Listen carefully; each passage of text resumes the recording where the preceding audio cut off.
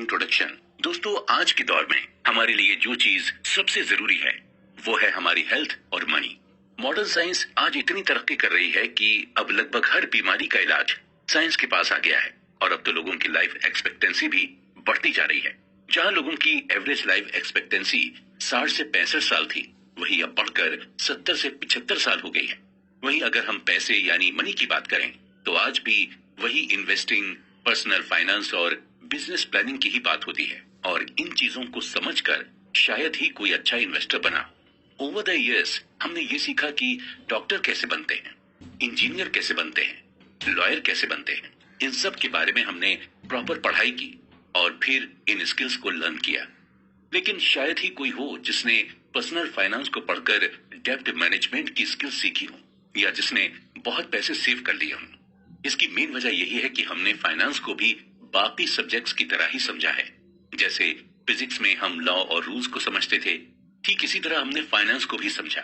हमने फाइनेंस के फॉर्मूलाज और रूल्स सब याद कर दिए और यहीं पर हम गलती कर जाते हैं, क्योंकि फाइनेंस को फिजिक्स की तरह नहीं समझा जाता है, बल्कि फाइनेंस या यूं कहें हमें मनी की साइकोलॉजी को समझना होता है।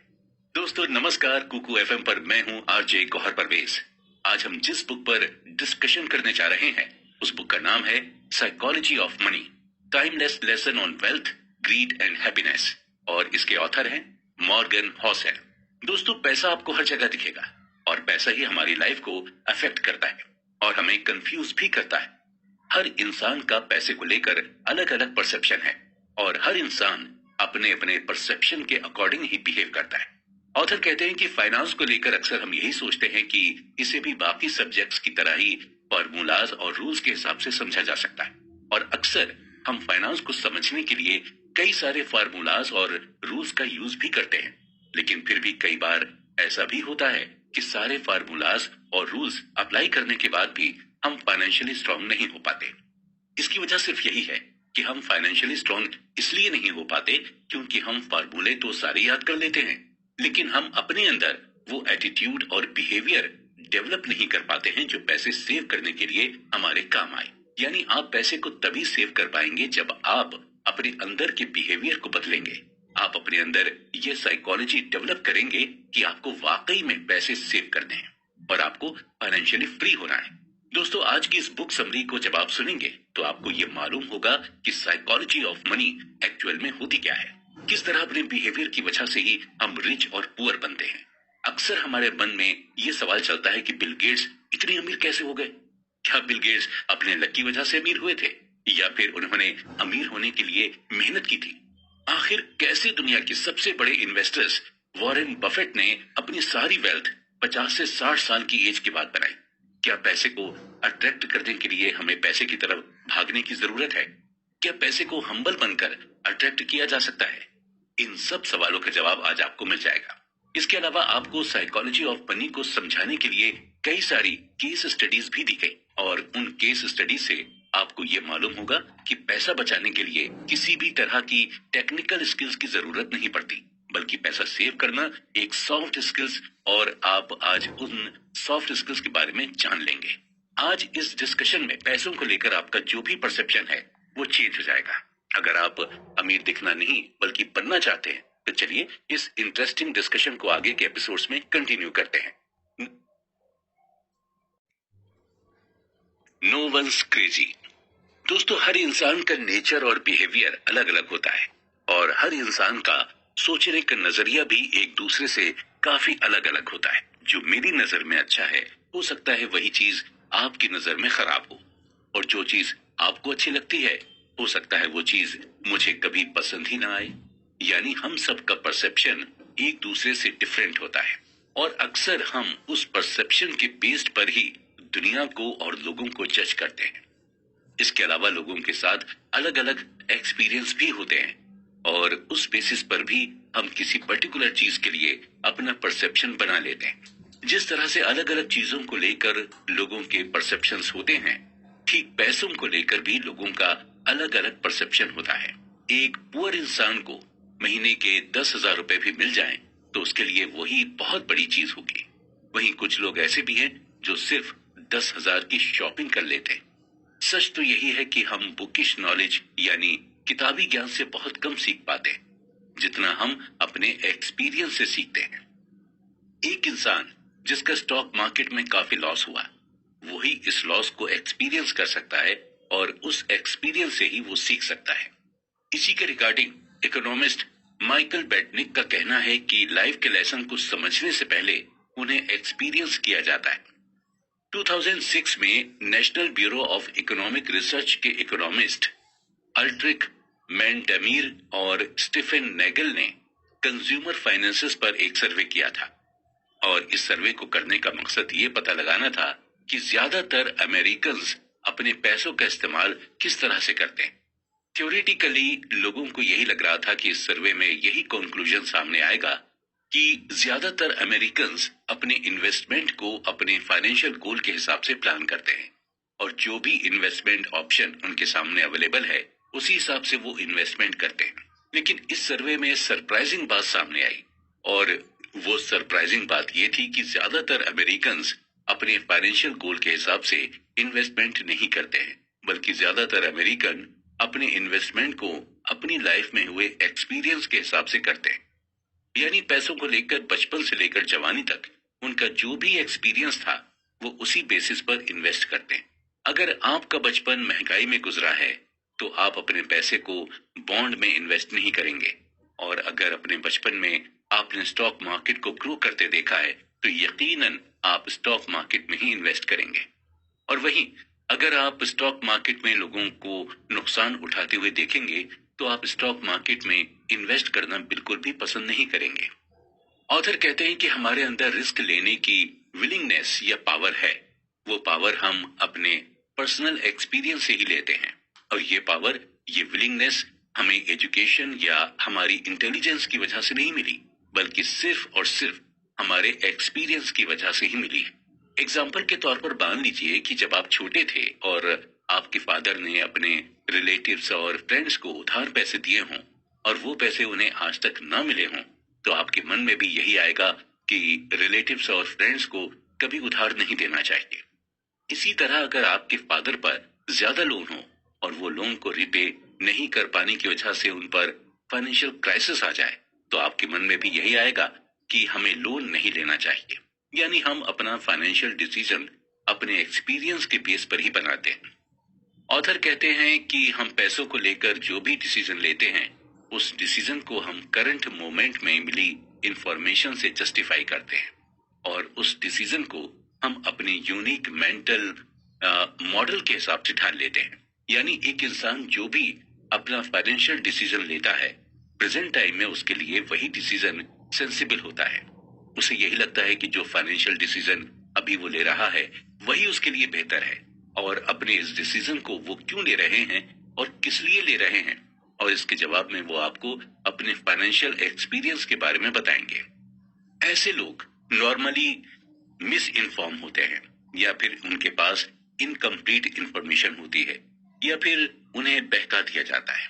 एग्जाम्पल के तौर पर हम लॉटरी टिकट की बात करते हैं।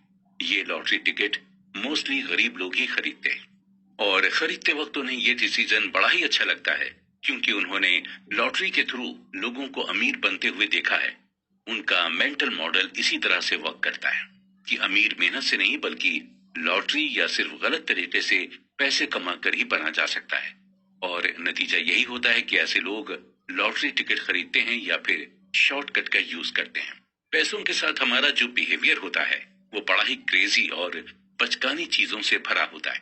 जो आपके लिए पागलपन हो सकता है वो चीज मेरे लिए सेंसिबल हो। असल में हम में से कोई भी पैसे के मामले में बेवकूफ नहीं है, हम सभी चालाक हैं, लेकिन बस फर्क इतना ही है कि हम पैसों का इस्तेमाल अपनी लाइफ में हुए एक्सपीरियंस के हिसाब से ही करते हैं। इसलिए पैसों के मामले में किसी को बेवकूफ या पागल मत समझिए, बस यही समझिए कि ये जो भी चीज कर रहा है वो अपनी लाइफ के एक्सपीरियंस की वजह से ही कर रहा है।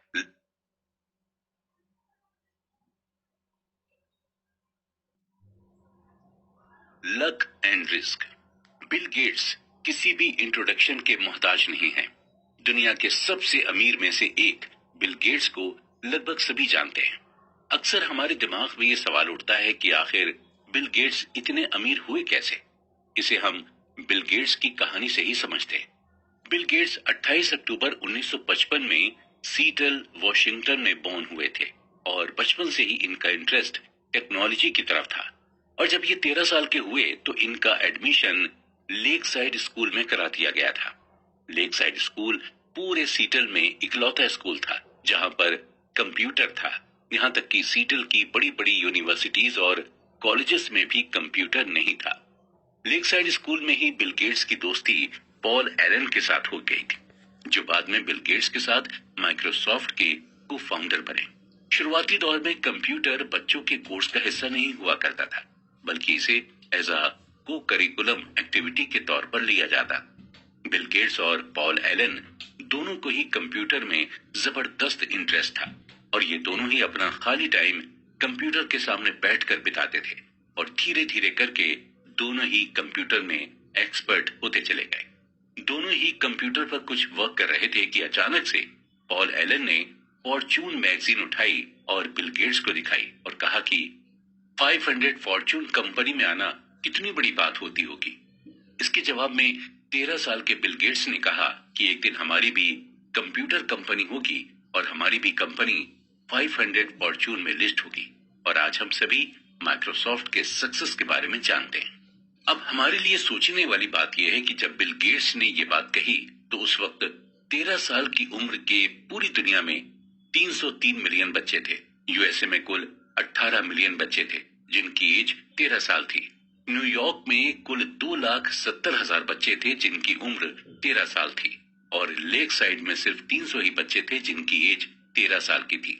यानी उस वक्त पूरी दुनिया के 303 मिलियन बच्चों में से सिर्फ एक बिल गेट्स ही थे जिन्हें कंप्यूटर की इतनी नॉलेज थी और जो 13 साल की एज में कंप्यूटर खरीदने के लिए कैपेबल थे और जिनके मन में कंप्यूटर कंपनी बनाने का ख्याल आया।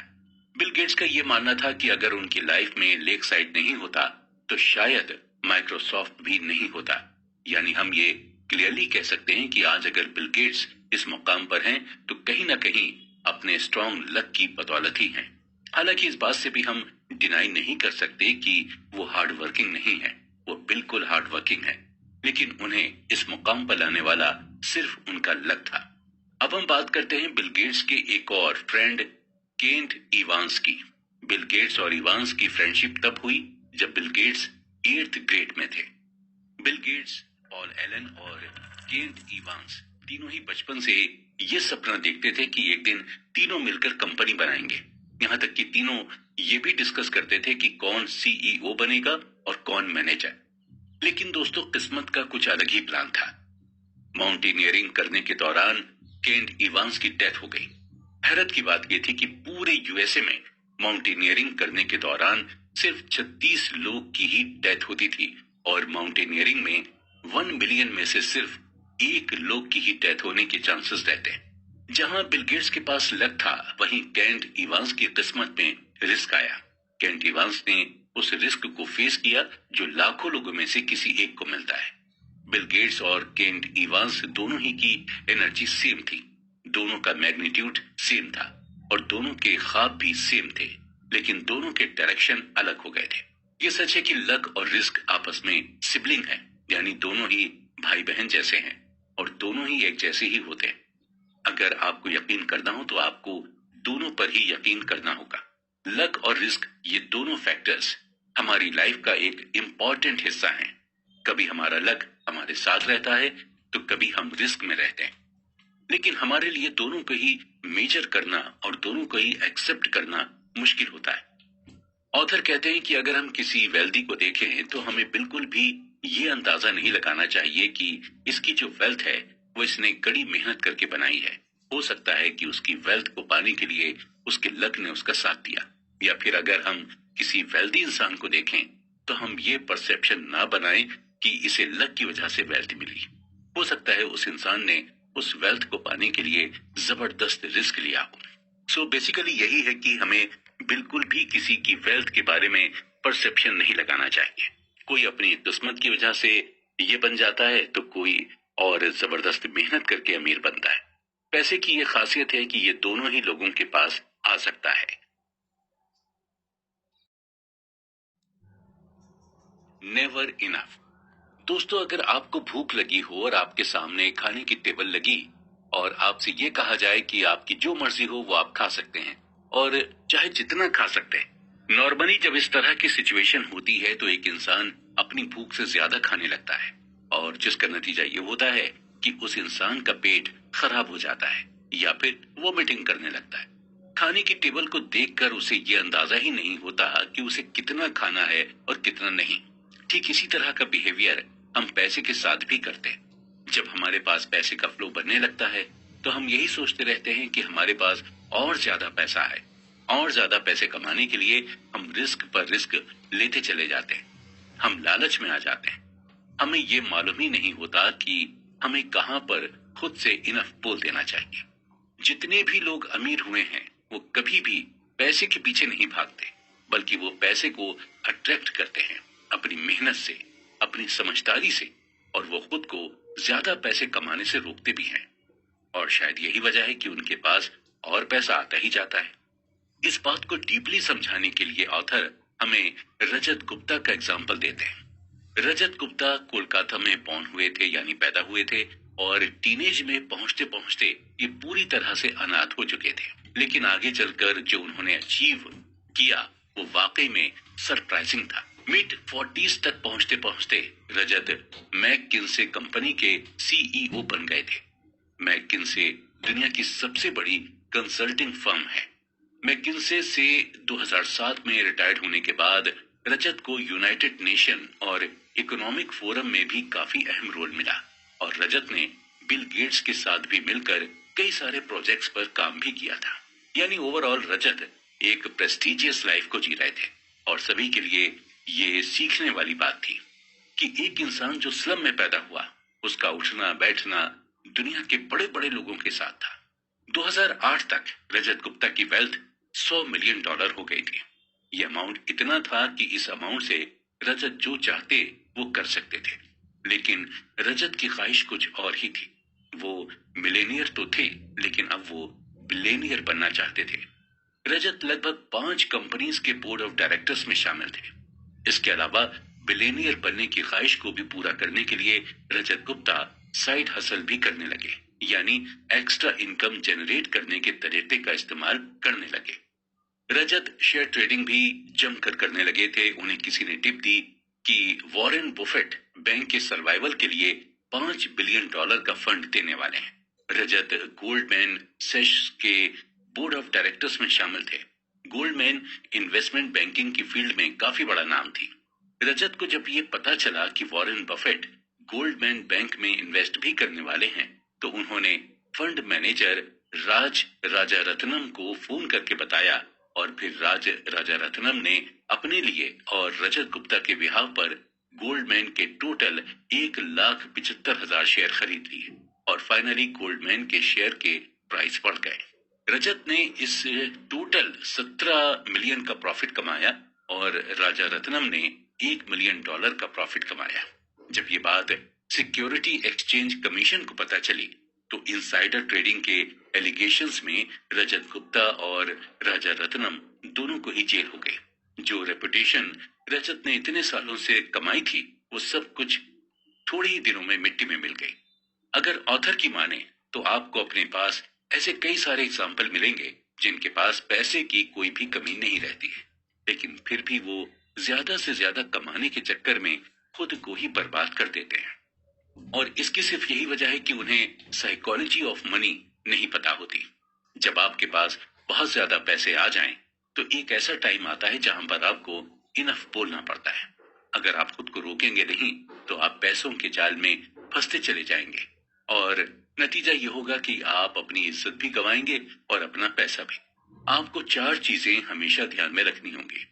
पहली है, the hardest financial skills is getting the goal post moving. यानी जब आपके पास ज्यादा पैसा आ जाए तो आपको ज्यादा का लालच नहीं करना चाहिए। आपको धीरे धीरे आगे के गोल पर काम करना चाहिए। एम्बिशन पर ज्यादा सेटिस्फेक्शन पर फोकस करना चाहिए।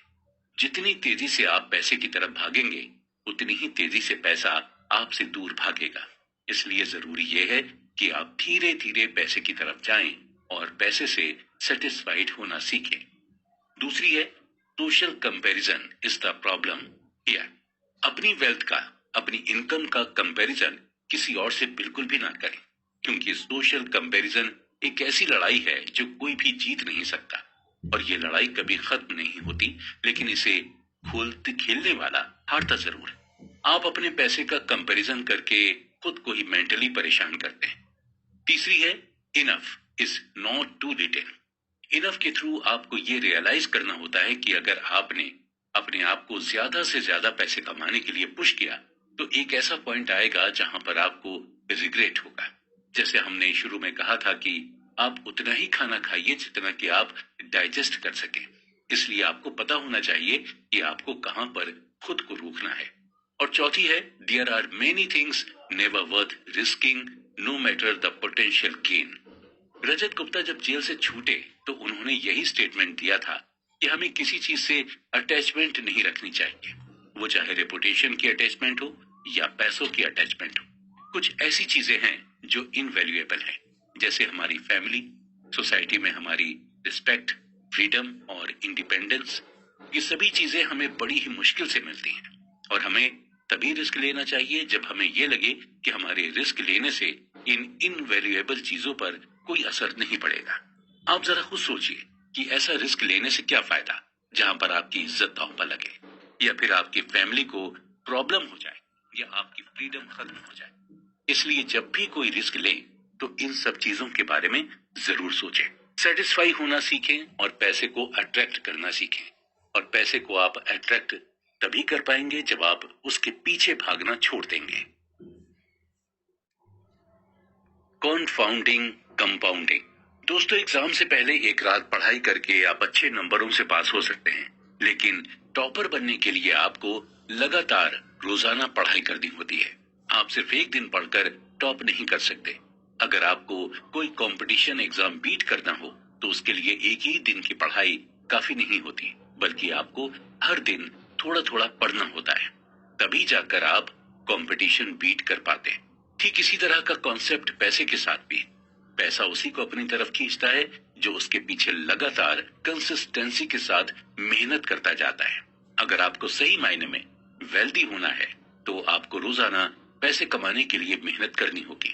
अक्सर लोग जल्दी से अमीर बनने की सोचते हैं, और जल्दी पैसे कमाने के चक्कर में वो लोग गलत तरीकों का इस्तेमाल करने लगते हैं, और नतीजा ये होता है कि जितनी तेजी से वो पैसा कमाते हैं उतनी ही तेजी से उनका पैसा चला भी जाता है। उन्हें पैसे की साइकोलॉजी पता नहीं होती। उन्हें ये नहीं मालूम होता कि पैसा उनसे अट्रैक्ट होता है जो उसे पाने के लिए हर दिन मेहनत करते जाते हैं। हम छोटी छोटी चीजों को करके ही बड़ी चीजों को पा सकते हैं, और छोटी चीजें करके बड़ी चीज पाने को ही कंपाउंडिंग कहते हैं। इस बात को ऑथर हमें एग्जाम्पल देकर समझाते हैं कि अगर आपका अपना वजन कम करना चाहते हैं तो आपका वजन एक ही दिन में कम नहीं हो जाएगा। आपको अपने वजन को कम करने के लिए डेली जिम जाना होगा और डेली एक्सरसाइज करनी होगी। जब आप डेली ये सभी प्रोसेस करेंगे तभी आपका वजन कम हो पाएगा। इस बात को सही तरह से समझने के लिए हम वॉरेन बफेट का एग्जाम्पल लेते हैं। वॉरेन बफेट के ऊपर लगभग 2000 किताबें लिखी जा चुकी हैं। ज्यादातर लोग यही कहते हैं कि वॉरेन बफेट दुनिया के सबसे अच्छे इन्वेस्टर्स में से एक हैं। नो डाउट, इस बात पर किसी को कोई शक नहीं है, लेकिन कुछ ही राइटर्स ऐसे हैं जो ये मेंशन करते हैं कि वॉरेन बफेट ने इन्वेस्टिंग की शुरुआत कब से की थी। बहुत कम ही लोग जानते हैं कि वॉरेन बफेट जब लगभग 10 साल के थे तभी से उन्होंने इन्वेस्टिंग की शुरुआत कर दी थी। अभी फिलहाल वॉरेन बफेट की नेट वर्थ $85 बिलियन के आसपास है, और इस $85 बिलियन में से $84.5 बिलियन उन्होंने तब कमाए थे जब उनकी उम्र 50 साल के पार हो गई थी, और $81.5 बिलियन उन्होंने तब कमाए जब वो अपने मिड 60s में थे। यानी 40 साल तक उनकी कमाई कोई खास नहीं थी, लेकिन वो लगातार इन्वेस्टमेंट करते चले गए। 40 साल की मेहनत का नतीजा उन्हें तब मिला जब उनकी एज 50 से ज्यादा हो गई थी। यानी वॉरेन बफेट की कमाई कंपाउंडिंग प्रोसेस के थ्रू हुई। अक्सर हमारे साथ यही होता है कि हम शुरू में बड़े ही जोश खरोश के साथ मेहनत करते हैं, लेकिन जब हमें इसका रिजल्ट तुरंत नहीं मिलता तो हम हिम्मत हारने लगते हैं। ठीक इसी तरह जब हम अपने पैसे को शेयर मार्केट में इन्वेस्ट करते हैं और कुछ दिनों के बाद जब हमें इन्वेस्ट किए हुए पैसे में प्रॉफिट नहीं दिखाई देता तो हम इम्पेशेंट होकर उस शेयर को कम दाम में बेच देते हैं। ऑथर बताते हैं कि कंपाउंडिंग को आप इफेक्टिव तरीके से कर सकते हैं जब आपके अंदर पेशेंस होगा। इसी तरह जब हम बिजनेस की शुरुआत करते हैं और उस बिजनेस की शुरुआत में हमें प्रॉफिट नहीं होता तो हम बेचैन यानी रेस्टलेस होने लगते हैं और नतीजतन उस बिजनेस को हम बंद कर देते हैं। वॉरेन बफेट रिचेस्ट इन्वेस्टर जरूर हैं, लेकिन उन्हें ग्रेटेस्ट इन्वेस्टर नहीं माना जाता। जिम साइमंस ने 1988 से 66% एनुअली अपनी इनकम को कंपाउंड किया है, जबकि वॉरेन बफेट ने 22% एनुअली अपने पैसे को कंपाउंड किया है।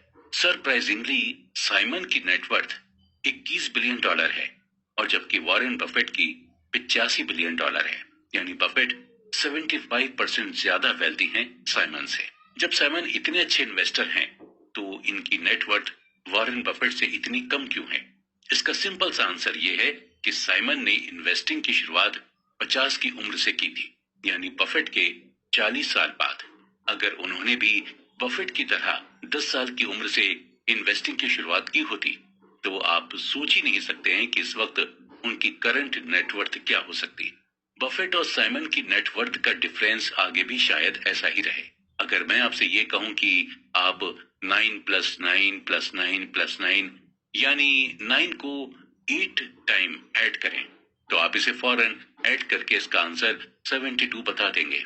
और वहीं अगर मैं आपसे कहूं कि अब आप ऐड ना करके मल्टीप्लाई करें, यानी 9 × 9 × 9 × 9 यानी 9 को आपस में 8 टाइम मल्टीप्लाई करने को कहा जाए तो आप इसे फौरन नहीं कर पाएंगे और मल्टीप्लाई करने पर इसका आंसर 134217728 आएगा। आप यहाँ क्लियरली देख सकते हैं कि ऐड करने में आपको क्या आंसर मिला था और मल्टीप्लाई करने में आपको क्या आंसर मिला। अगर हम सिंपल वर्ड्स में कहें तो कंपाउंड का मतलब मल्टीप्लाई करना ही होता है। इसका मतलब यही हुआ कि आपको अपने पैसों को जोड़ना नहीं है बल्कि उसे मल्टीप्लाई करते जाना है, यानी आपको पैसे से ही पैसा बनाना है, और वो चाहे आप बिजनेस करके करें या फिर किसी इन्वेस्टमेंट के थ्रू करें। और हमेशा ये ध्यान रखें कि कंपाउंडिंग का नतीजा आपको फौरन नहीं मिलता बल्कि इसका नतीजा आपको धीरे धीरे मिलता है और इसका नतीजा ऐसा होता है जिसे देखकर आप खुद हैरान हो जाएंगे। इसलिए अगर आप इन्वेस्ट करना चाहते हैं तो जरूरी नहीं कि आप बहुत बड़े अमाउंट से इन्वेस्ट करें, आप छोटे अमाउंट से भी इन्वेस्ट की शुरुआत कर सकते हैं। एट लास्ट हम ये कहेंगे कि अगर आप अपनी तरफ पैसों को खींचना चाहते हैं तो आपको अपने अंदर पेशेंस डेवलप करना होगा और पैसे के लिए कंसिस्टेंट हार्ड वर्क करना होगा और पैसे को कंपाउंड करते रहना होगा, क्योंकि तभी आप पैसे को जीत पाएंगे, यानी तभी आप वेल्दी बन पाएंगे। गेटिंग वेल्दी और स्टेइंग वेल्दी। दोस्तों, आज के दौर में अगर देखा जाए तो पैसा कमाना सबसे आसान है। आप इस डिजिटल एरा में सोशल मीडिया के थ्रू पैसे कमा सकते हैं।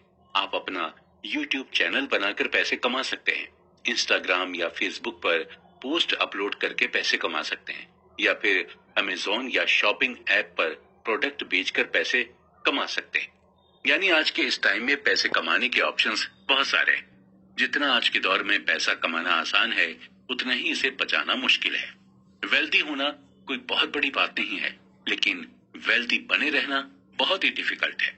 चलिए इस बात को हम एक केस स्टडी के थ्रू डीपली समझते हैं। जेस लिवरमोर, जिनका जन्म 1877 में हुआ था, इन्हें अपने दौर का ग्रेटेस्ट इन्वेस्टर माना जाता था और ये उस टाइम प्रोफेशनल इन्वेस्टर बन गए थे जब इन्वेस्टिंग के बारे में कोई ज्यादा जानता तक नहीं था। सिर्फ 30 साल की उम्र में ही लिवरमोर ने $100 मिलियन की नेटवर्थ बना ली थी।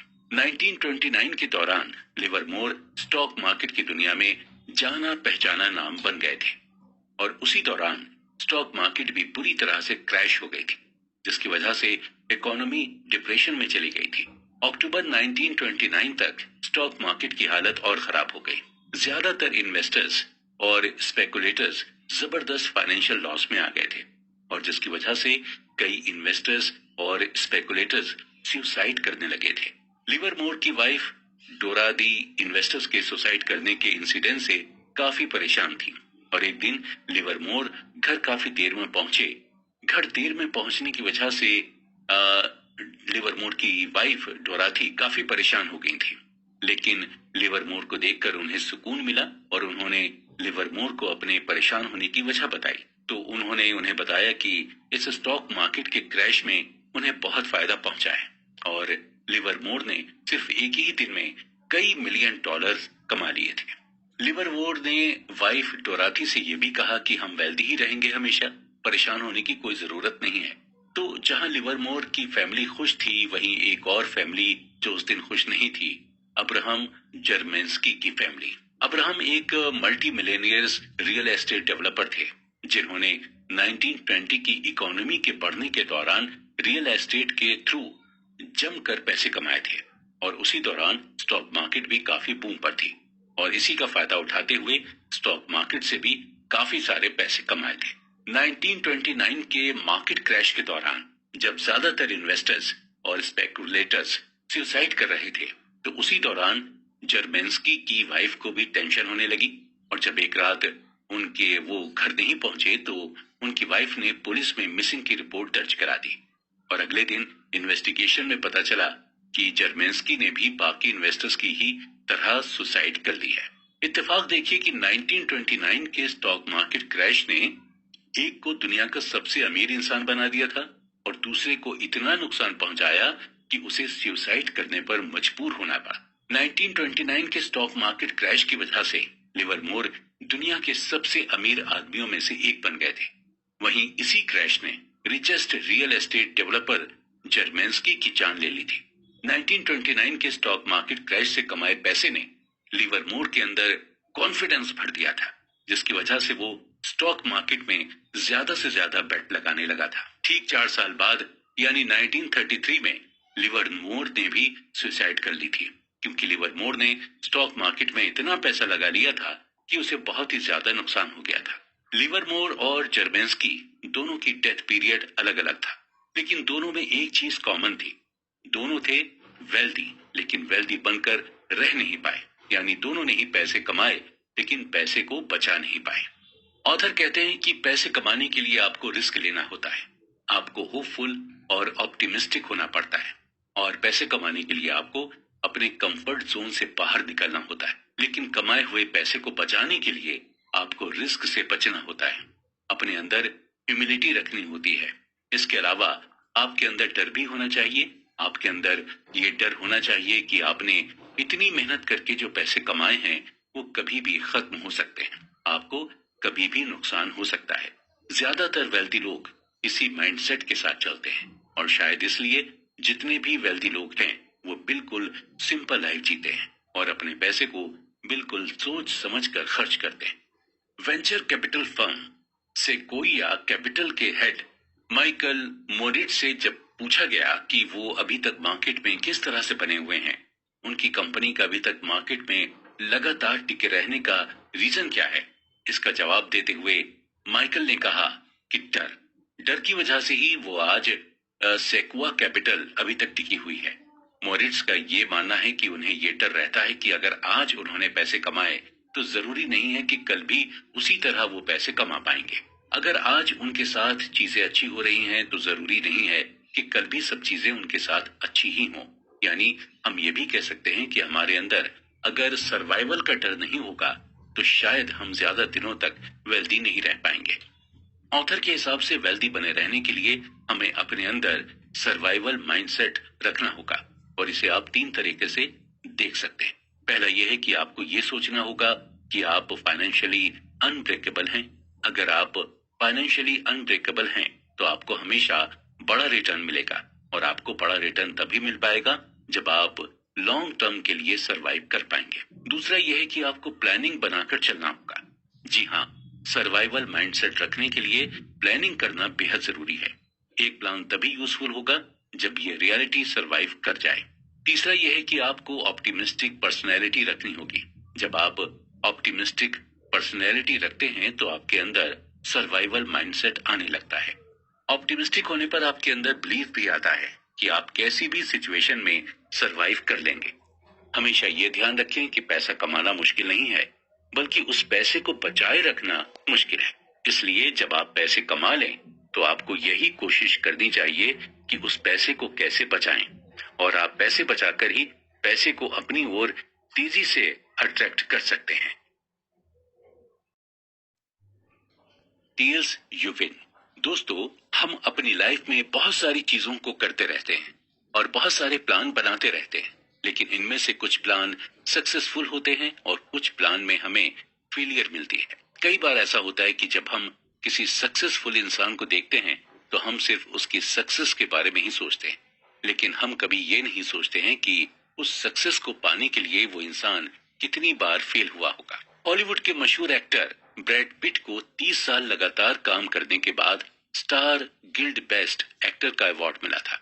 टाइटैनिक के हीरो लियोनार्डो डिकैप्रियो को बेस्ट एक्टर के लिए ऑस्कर नॉमिनेशन 5 बार मिला, लेकिन जीता उन्होंने एक ही बार। हमें नहीं पता कि हम जिस भी काम को कर रहे हैं उसमें हमें कितनी सक्सेस मिलेगी। कुछ ऐसे काम होते हैं जिसमें हम कामयाब होते हैं, तो कुछ काम ऐसे भी होते हैं जिनमें हम फेल हो जाते हैं। बिजनेस और इन्वेस्टिंग में चीजें इसी तरह से काम करती हैं। आप जितने भी इन्वेस्टर्स को देखेंगे उन्हें सक्सेस से ज्यादा फेलियर मिली होगी, और वो इस चीज को भी एक्सेप्ट करते हैं। वो ये मानकर चलते हैं कि उन्हें फेलियर ज्यादा मिलेगी, लेकिन उनकी नजर मैच्योरिटी आउटकम पर होती है, यानी उनके मन में कहीं ना कहीं ये चलता है कि सक्सेस होने पर उन्हें क्या मिलेगा। अगर ब्रैड पिट शुरू में अवार्ड ना मिलने की वजह से एक्टिंग छोड़ देते तो क्या वो इतने पॉपुलर एक्टर होते, और क्या उन्हें 30 साल के बाद बेस्ट एक्टर का अवार्ड मिलता? ब्रैड पिट को ये समझ आ गया था कि आपके कुछ प्रोजेक्ट चलते हैं और कुछ नहीं, लेकिन आपको लगातार काम करते रहना चाहिए। आपको अपने एम की ओर लगातार बढ़ते रहना चाहिए। आपको टेल के बारे में सोचना चाहिए, यानी एंड रिजल्ट के बारे में सोचना चाहिए। ऑथर कहते हैं कि आप अपने आसपास जो भी प्रॉफिटेबल, फेमस और इन्फ्लुएंशियल चीजों को देखते हैं वो टेल इवेंट का ही नतीजा होता है, यानी उस चीज को अचीव करने के लिए लाखों एफर्ट्स किए जाएंगे। जब हम अपना फोकस टेल इवेंट पर करने लगते हैं तो हमारे सामने कोई भी ऑब्स्टिकल या कोई भी परेशानी आ जाए, हमें अपना मनचाहा रिजल्ट मिल ही जाता है। और टेल इवेंट पर फोकस करके हमें यह भी समझ में आने लगता है कि ये कितना रेयर और पावरफुल है। टेल एंड ड्रिवन आपको कई सारी कंपनीज भी मिलेंगी, और टेल एंड ड्रिवन का सबसे अच्छा एग्जांपल है कोई भी वेंचर कैपिटल फर्म। अक्सर वेंचर कैपिटल फर्म नए नए स्टार्टअप को फंडिंग करती है। एक वेंचर कैपिटल फर्म नॉर्मली 40 से 50 स्टार्टअप को फंडिंग देती है, और उस वेंचर कैपिटल को ये भी मालूम होता है कि इस 40 से 50 स्टार्टअप में आधे से ज्यादा स्टार्टअप फेल हो सकते हैं, लेकिन उन्हें यह भी मालूम होता है कि एटलीस्ट 10 स्टार्टअप तो चलेंगे ही, और उन 10 में से 2 या 3 स्टार्टअप ऐसे होंगे जो उनके लिए बोनांजा ऑफर की तरह होंगे, यानी उनका रिटर्न 100% से भी ज्यादा होगा। और वेंचर कैपिटल उन्हीं 2 या 3 स्टार्टअप से अपने पूरे इन्वेस्ट किए हुए पैसे को प्रॉफिट समेत वापस ले लेती है। इसी तरह जब कोई इन्वेस्टर अपना पोर्टफोलियो बनाता है तो उसे भी ये मालूम होता है कि पोर्टफोलियो में शामिल हर स्टॉक उसे अच्छा रिटर्न नहीं देगा, लेकिन पोर्टफोलियो में शामिल 1-2 स्टॉक ऐसे होंगे जो पूरे पोर्टफोलियो का प्रॉफिट कवर करके दे देंगे। ऑथर की माने तो टेल इवेंट ही सब कुछ है, और जिसने ये समझ लिया वो ही सक्सेसफुल हुआ। आप जितने भी वेल्दी लोगों की कहानी सुनेंगे आपको उनके बारे में यही पता चलेगा कि वो हमेशा टेल इवेंट के बारे में सोचते हैं। जब आपको ये रियलाइज हो जाता है कि बिजनेस में टेल्स ही सब कुछ है, तो आपके लिए फेल होना, बिजनेस का ना चलना, लॉस होना, ये सभी बातें नॉर्मल हो जाती हैं। आपको फेलियर बिल्कुल भी सरप्राइजिंग नहीं लगता, और आप इसे भी वेल्दी होने का एक पार्ट मान लेते हैं, और आप ये एक्सेप्ट कर लेते हैं कि फेलियर भी इसी प्रोसेस का एक हिस्सा है। हमारे साथ इश्यू यही होता है कि हम फेलियर को एक्सेप्ट नहीं करते, हम पैनिक करने लग जाते हैं। हमें ये लगने लगता है कि हमारे साथ कैसे हो सकता है, हमने तो बहुत मेहनत की थी। लेकिन हम ये भूल जाते हैं कि मेहनत का रिजल्ट तो हमें हमेशा एंड में ही मिलता है। अगर आप एक अच्छे स्टॉक पिकर हैं तो आपके साथ ये हो सकता है कि कई बार आप स्टॉक पिक करने में गलती कर जाएं, या अगर आप एक अच्छे बिजनेसमैन हैं तो ये आपके साथ बिल्कुल हो सकता है कि आप एक खराब और नॉन प्रॉफिटेबल प्रोडक्ट को बेचने लग जाएं। ग्रेट इन्वेस्टर्स पीटर लिंच का ये मानना है कि अगर आप किसी बिजनेस में अच्छे हैं तो यानी आप उस बिजनेस में 10 में से 6 बार करेक्ट होंगे और 4 बार इनकरेक्ट होंगे। यानी आपके 6 डिसीजन सही होंगे तो 4 डिसीजन गलत होंगे। हम अपने ऊपर सही चीजों को करने के लिए खुद पर मेंटल प्रेशर बनाने लगते हैं। हम ये सोचने लगते हैं कि हमसे कोई गलती कभी हो ही नहीं सकती। महान बल्लेबाज सचिन तेंदुलकर भी फेल हुए थे और 25 साल क्रिकेट खेलकर भी उनसे कई गलतियां हुई थी, और अगर ऐसा ना होता तो 664 इंटरनेशनल मैचेस में उनकी 100 सेंचुरी से और कई ज्यादा सेंचुरीज होती। इन्वेस्टर्स और एंटरप्रेन्योर से हमें यही सीखने को मिलता है कि कोई भी हर बार सही डिसीजन नहीं ले सकता। आपको क्या लगता है कि Bill Gates, Jeff Bezos, Elon Musk हर बार सही ही डिसीजन लेते हैं? नहीं, उनके कई बार कई डिसीजंस गलत भी होते हैं। बस फर्क सिर्फ इतना है कि हमें उनके गलत डिसीजन के बारे में पता नहीं चलता, क्योंकि हम उनकी सक्सेस को ही देखकर चकाचौंध हो जाते हैं।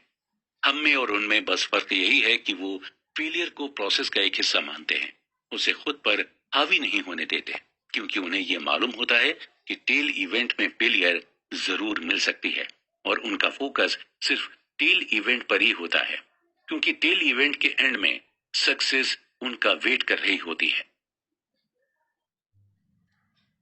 फ्रीडम।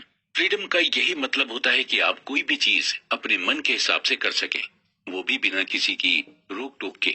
और जब आप वेल्दी होते हैं तो आपको फाइनेंशियल फ्रीडम मिलती है। आपको ये आजादी मिलती है कि आप अपने पैसों का कुछ भी कर सकते हैं। और जब आपको फाइनेंशियल फ्रीडम मिल जाती है तो आपको हैप्पीनेस भी मिलती है। देखा जाए तो लोग फाइनेंशियल फ्रीडम को इसलिए चुनते हैं ताकि वो अपनी लाइफ में खुश रह सकें। ऑथर कहते हैं कि हैप्पीनेस एक कॉम्प्लिकेटेड सब्जेक्ट, और हर इंसान के लिए हैप्पीनेस की डेफिनेशन अलग अलग होती है। एक छोटे बच्चे को भी देखकर हमें खुशी मिल जाती है, और अपने चहेते फिल्म स्टार को लाइव देखकर भी हमें खुशी मिल जाती है। लेकिन अगर हम हैप्पीनेस की कॉमन डेनोमिनेटर की बात करें तो हैप्पीनेस हमें तभी मिलती है जब हमारी लाइफ हमारे ही कंट्रोल में होती है। अपनी लाइफ में हम जब भी कर रहे होते हैं उसका कंट्रोल जब हमारे हाथ में होता है तो हमें बहुत खुशी महसूस होती है। आप कितना भी ज्यादा पैसे क्यों ना कमा लें, लेकिन अगर आपकी लाइफ आपके अपने कंट्रोल में नहीं है तो आप खुश नहीं हो सकते। वहीं अगर आप कुछ भी ना कमा रहे हों, लेकिन अगर आपकी लाइफ आपके कंट्रोल में है तो आप डेफिनेटली खुश हैं। ऑथर कहते हैं कि अक्सर लोग यही चाहते हैं कि उनकी लाइफ कंट्रोल में रहे, और जब कोई उनसे किसी काम को करने के लिए कहता है तो उन्हें यही लगता है कि उन्हें डिसएम्पावर्ड किया जा रहा है या डोमिनेट किया जा रहा है। उन्हें यह लगता है कि सामने वाला अपनी चॉइस उन पर थोप रहा है, जबकि इंसान के पास खुद ये चॉइस रहती है कि वो दूसरे की चॉइस को हाँ कहे या फिर ना कहे, या फिर सिंपली वही करे जैसा उनसे कहा जाए। जब हम चॉइसेस के इस खेल में फंस जाते हैं तो हमें ये रियलाइज होने लगता है कि फ्रीडम होना कितना जरूरी है, स्पेशली फाइनेंशियल फ्रीडम, क्योंकि ये आपको चॉइस देती है कि आप अपने टाइम और अपने पैसे से कुछ भी कर सकते हैं। सक्सेसफुल एंटरप्रेन्योर डेरेक साइवर्स से जब उनके एक फ्रेंड ने यह पूछा कि वो इतने रिच कैसे हुए, तो इसके जवाब में वो अपनी कहानी सुनाते हुए कहते हैं कि अपना स्टार्टअप शुरू करने से पहले वो जॉब करते थे, और उस जॉब में उन्हें $1800 की सैलरी मिलती थी, और वो हर महीने अपनी सैलरी में से कुछ न कुछ सेव करते थे। 2 साल के अंदर उन्होंने $12,000 सेव कर लिए थे। जॉब करने के दौरान उनकी एज 22 साल थी, यानी 22 साल की एज में उन्होंने $12,000 सेव कर लिए थे।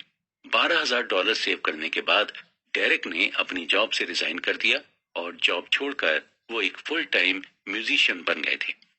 डेरेक को हर महीने म्यूजिक का कोई ना कोई असाइनमेंट मिलने लगा था, और असाइनमेंट से मिलने वाले पैसे से वो अपना खर्च चलाते थे। ओवरऑल डेरेक को अब पूरी तरह से फ्रीडम मिल गई थी। उनको किसी चीज की कोई रोक टोक नहीं थी, और वो अब ऐसे काम से पैसा कमा रहे थे जिसे करके उन्हें बेहद खुशी मिलती थी। डेरेक के दोस्त ने आगे की कहानी पूछी कि फाइनली डेरेक तुम अमीर कब बने। आगे फिर उनके फ्रेंड ने उनकी कंपनी के बेचने का जिक्र करते हुआ कि डेरेक क्या तुम अपनी कंपनी बेचकर अमीर हुए थे। इसका जवाब डेरेक ने बड़ी खूबसूरती से देते हुए कहा था कि कंपनी बेचना तो सिर्फ पैसों का ट्रांजैक्शन था, असल में अमीर वो 22 साल की उम्र में बन गए थे, जब वो फुल टाइम म्यूजिशियन बन गए थे। यानी कि हम अमीर असल में तब होते हैं जब हम वो काम करते हैं जिसे करने में हमें मजा आता है और उस काम को करने में हमें पैसे भी मिलते रहते हैं। असली फाइनेंशियल फ्रीडम तभी मिल सकती है जब आप वो करें जो आप करना चाहते हैं और उसी को करते हुए आपको पैसे भी मिलते रहें। लोग अक्सर फाइनेंशियल फ्रीडम की तलाश में अपनी जॉब चेंज करते रहते हैं क्योंकि उन्हें लगता है कि जॉब चेंज करके उन्हें ज्यादा पैकेज मिलेगा, जबकि ज्यादा पैकेज से फाइनेंशियल फ्रीडम नहीं मिलती। आपको फाइनेंशियल फ्रीडम तभी मिल पाएगी जब आपकी लाइफ आपके कंट्रोल में होगी। अब हम बात करते हैं man in the car paradox. जब आप किसी को महंगी कार चलाते हुए देखते हैं तो आप ये नहीं सोचते कि कार चलाने वाला इंसान कितना रिच होगा या उसने इस कार को खरीदने के लिए कितनी मेहनत की होगी, बल्कि आप यही सोचते हैं कि काश ऐसी ही महंगी कार हमारे पास भी होती। और ये एक पैराडॉक्स होता है।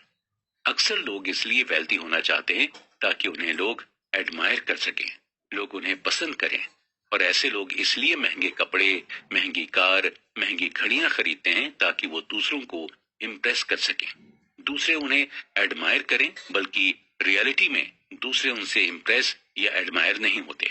उनके महंगे कपड़े, महंगी घड़ियां और महंगी कार देखकर दूसरे लोग अपने लिए एक बेंचमार्क तय कर लेते हैं कि उन्हें भी ऐसी ही घड़ी लेनी है, ऐसी ही महंगी कार लेनी है और ऐसे ही महंगे महंगे कपड़े पहनने हैं।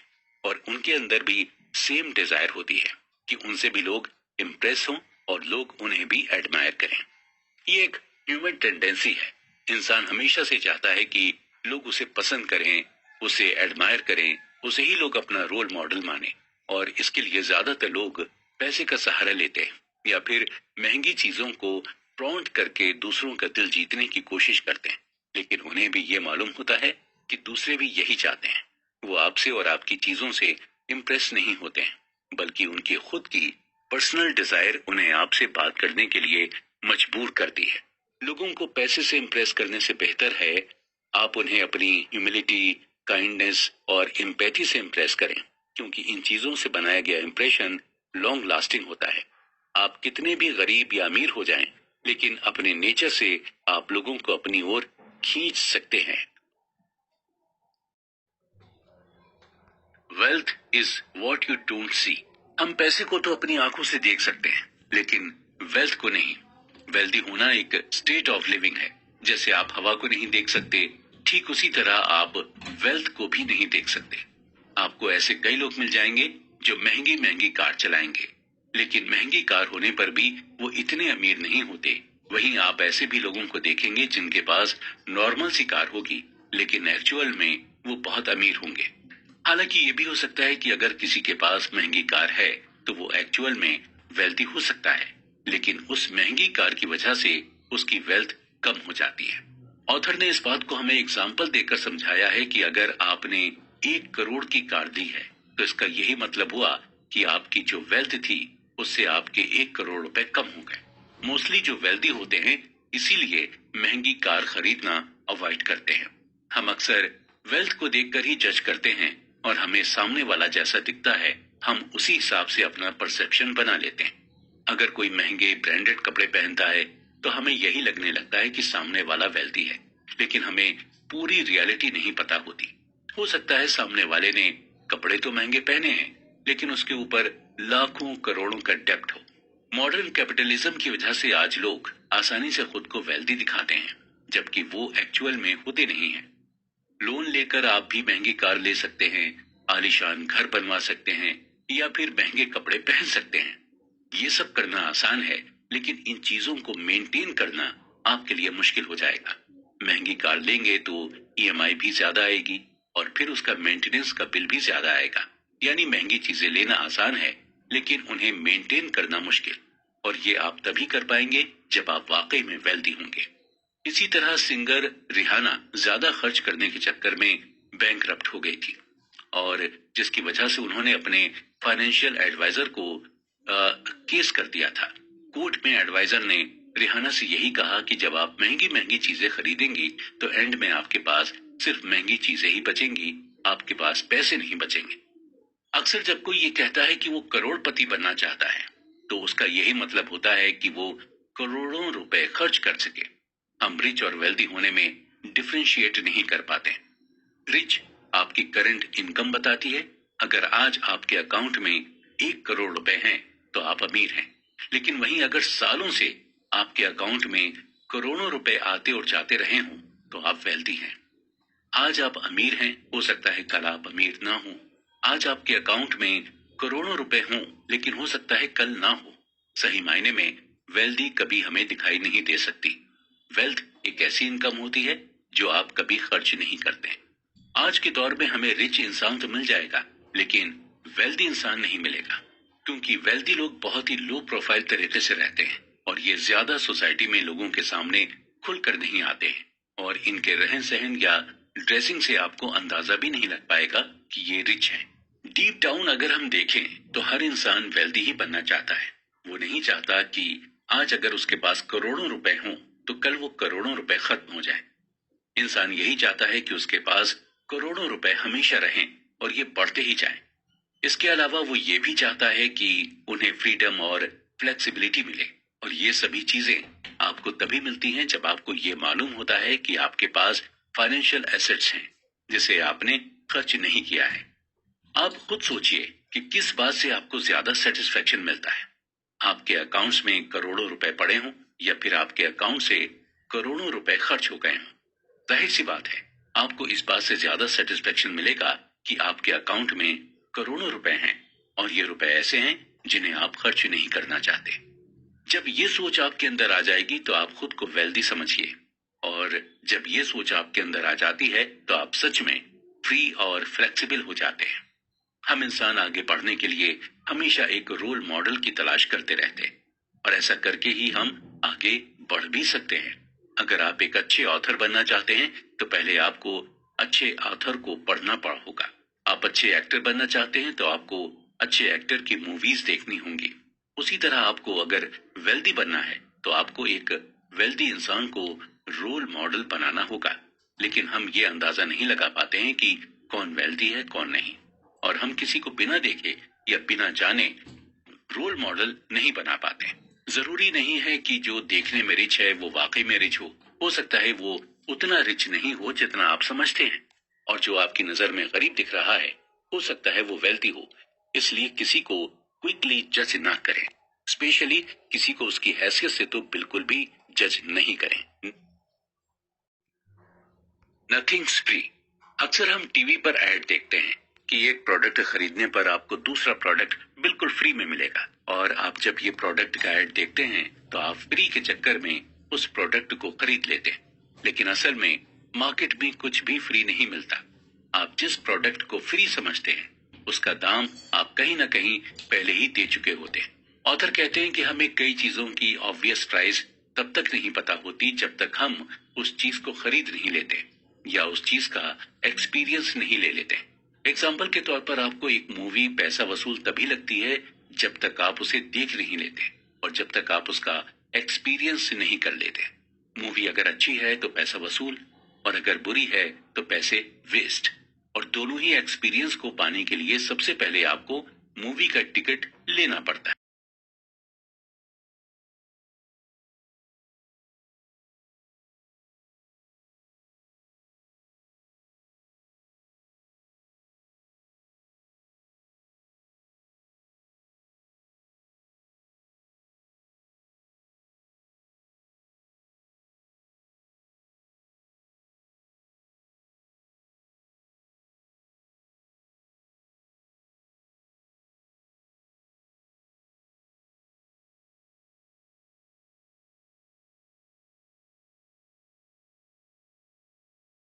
आइडेंटिफाई नहीं कर पाते, और जब सक्सेस पाने की हमें कीमत ही नहीं पता होती तो हम सक्सेस के लिए पे भी नहीं कर पाते, और इसलिए हम सक्सेस भी नहीं हो पाते।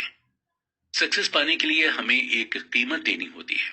ठीक इसी तरह एक सक्सेसफुल इन्वेस्टिंग के लिए भी हमें प्राइस पे करना पड़ता है, लेकिन ये प्राइस हमें डॉलर, रुपीस या फिर पाउंड में नहीं पे करना पड़ता, बल्कि ये प्राइस हमें fear, volatility, doubt, uncertainty, regret के फॉर्म में पे करना होता है। और इन प्राइसेस को हम ओवरलुक भी नहीं कर सकते, क्योंकि हम इन प्राइसेस को रियल टाइम में फील करते हैं। यानी जब हमें डर लगता है तो हम अपने डर को फील कर सकते हैं। जब हमें रिग्रेट होता है, हम वो भी फील कर सकते हैं। ऑथर कहते हैं कि अगर आपको अपने लिए कार लेनी हो और आपके सामने 3 ऑप्शंस रखे जाएं, तो आप उन तीनों में से कौन सा ऑप्शन चुनेंगे?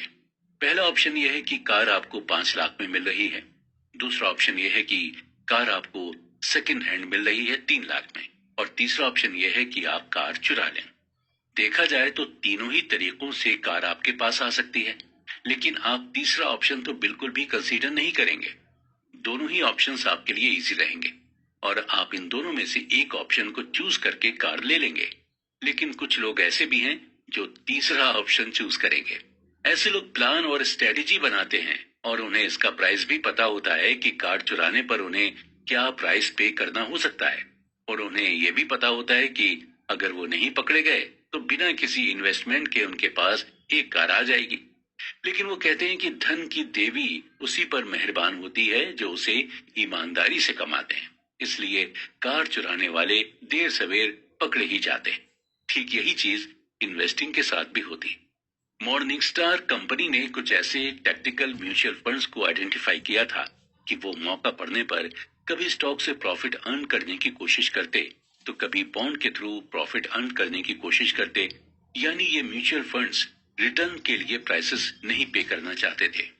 मॉर्निंग स्टार की रिपोर्ट की माने तो 2007 के रिसेशन के बाद टोटल 112 टैक्टिकल म्यूचुअल फंड थे, जिनमें से सिर्फ 9 ने ही बेटर रिस्क एडजस्टेड रिटर्न दिया था। बाकी म्यूचुअल फंड 60-40 स्टॉक फंड के बीच में ही फंसे रहे। अक्सर हमारे मन में ये सवाल आता है कि जो लोग बड़ी बड़ी कारें, बड़े बड़े घर खरीदने के लिए कोई भी प्राइस पे करने को तैयार रहते हैं, वो लोग जब इन्वेस्टिंग करते हैं तो इतना घबराते क्यों नहीं हैं, या इतना ज्यादा प्राइसेस पे करने को तैयार क्यों नहीं रहते हैं? इसका यही जवाब है कि इन्वेस्टिंग में आपको रिजल्ट्स फौरन नहीं मिलता है, आपको वेट करना होता है। आप इन्वेस्टिंग के प्राइस टैग को फौरन नहीं देख पाते, जबकि कार और घर लेना इन्वेस्टिंग के कंपैरिजन में लेस टाइम टेकिंग प्रोसीजर है। जब आपके पास यूटिलिटी बिल आता है तो आप खुश नहीं होते हैं, आपको बिल सजा की तरह लगने लगता है। आप हैवी मन से बिल भरते हैं, आपको ये फाइन की तरह लगता है। जनरली हम फीस देने से नहीं घबराते हैं, बल्कि हमें फाइन देने में परेशानी होती है। ठीक इसी तरह अगर हम मार्केट वॉलेटिलिटी को फाइन की तरह न लेकर फीस की तरह लेंगे, तो हमारे अंदर एक ऐसा माइंडसेट डेवलप हो जाएगा जहां पर हम इन्वेस्टमेंट में गेन करने लगेंगे। हमेशा ये ध्यान रखें कि मार्केट रिटर्न्स कभी भी फ्री नहीं होते हैं। जिस तरह बाकी प्रोडक्ट्स के लिए आप पे करते हैं, ठीक उसी तरह आपको इसके लिए भी पे करना होगा। हालांकि आपको इसके लिए फोर्स नहीं किया जा सकता है, लेकिन आपको मिलेगा वही जितना आप इसके लिए पे करेंगे। आप फ्री में यूज करना चाहेंगे तो आपको बिल्कुल भी कुछ नहीं मिलेगा। आपकी हालत उस चोर की तरह होगी जिसने कार को पाने के लिए उसे चुरा लिया था। इन्वेस्ट करने की फीस को फाइन की तरह मत लीजिए। अगर आप उसे फाइन की तरह लेंगे तो आप इन्वेस्टिंग को एंजॉय नहीं कर पाएंगे। हमेशा ये ध्यान रखिए कि धन की देवी उसी से खुश होती हैं जो उस धन को कमाने के लिए प्राइस पे कर सके। अगर आप भी वेल्दी बनना चाहते हैं तो आपको उसके लिए प्राइस तो पे करना होगा, और उस प्राइस को आप वेल्दी बनने की फीस समझकर दीजिएगा। Reasonable, rational, surprise. हम इंसान एक ऐसे क्रिएचर हैं जो इमोशनल होकर भी सोचते हैं और जो प्रैक्टिकल या रैशनल होकर भी सोचता है। फाइनेंशियल डिसीजन लेते वक्त हमें बहुत ज्यादा रैशनल होकर नहीं सोचना होता है, बल्कि हमें रीजनेबल होकर सोचना पड़ता है। हमें अपना फाइनेंशियल डिसीजन लेने का रीजन ढूंढना पड़ता था। किसी चीज के लिए रीजनेबल होना ज्यादा रियलिस्टिक होता है, और बात जब पैसे की होती है तो हमें रियलिस्टिक होना पड़ता है। रीजनेबल और रैशनल को डीपली समझने के लिए हम एक ऐसे जूलियस वैगनर का एग्जाम्पल लेते हैं। जूलियस वैगनर 19th सेंचुरी के साइकेट्रिस्ट थे जिन्होंने मलेरिया से सिफिलिस जैसी बीमारी का इलाज किया था, और इनके अंदर 2 स्किल्स थी। पहली ये कि ये चीजों के पैटर्न को बहुत अच्छी तरह से समझ जाते थे, और दूसरी ये कि जो लोगों की नजर में पागलपन होता था वो पागलपन उन्हें बहादुरी लगती थी। और इन दोनों ही स्किल्स को जूलियस वैगनर ने न्यूरोसिफिलिस पेशेंट पर आजमाया था। जूलियस ने ये पैटर्न नोटिस किया कि जब सिफिलिस पेशेंट को फीवर होता है तो वो जल्दी रिकवर करने लग जाता है। जूलियस वैगनर ने यह अज्यूम किया कि फीवर इन्फेक्शन से फाइट करने में बॉडी की हेल्प होती है और ये चीज डॉक्टर समझ नहीं पा रहे थे। जूलियस एक लॉजिकल कंक्लूजन पर पहुंचे और वो टाइफाइड, मलेरिया और स्मॉल पॉक्स के लो एंड स्ट्रेन वायरस को सिफिलिस के पेशेंट में इंजेक्ट करने लगे। ये एक एक्सपेरिमेंट था, काफी डेंजरस, और इस एक्सपेरिमेंट से कई पेशेंट्स की जान भी चली गई।